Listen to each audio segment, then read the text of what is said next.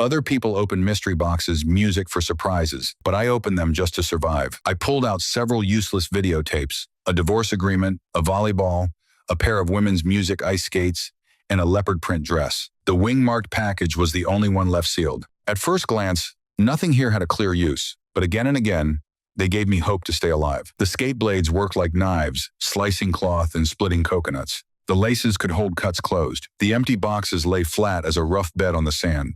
Even the leopard print dress got ripped up in my hands, leaving fishing netting in my hands. But my catch was just some tiny fish, and their stink hit my nose until my stomach turned. So I turned to the crabs on the shore, but when I cracked the shell, the crab meat slid out in a rotten, mushy mess. I backed away from the food. No flame meant no safe food. So I grabbed some sticks and went after a flame. I tossed in strips of paper, with the paper giving the flame a first bite, but I kept grinding the sticks from daylight into the next morning. No smoke came off the wood, and my hands were raw and bleeding.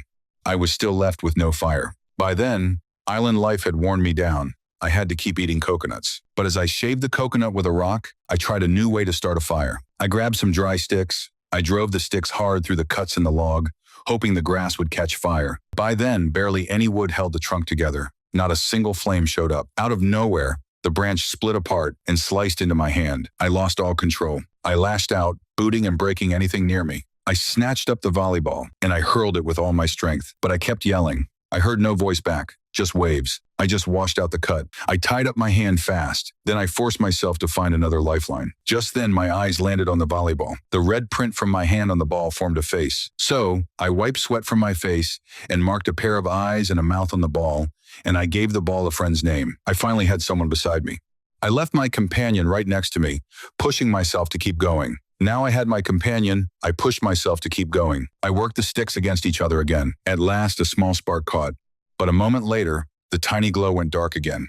I kept my eyes on the split wood and suddenly realized the fire needed room to breathe. Without air, the flame could not catch. So, I carved a small pit and propped the wood over it, so the spark could breathe. A little later, fire started crawling over the wood. With the fire finally in front of me, I shouted and jumped around the flames. That night, I piled wood near the water and got a massive fire going, hoping someone would see the flames. After all those days stuck on that beach, that fire made me want to keep fighting to get off the island.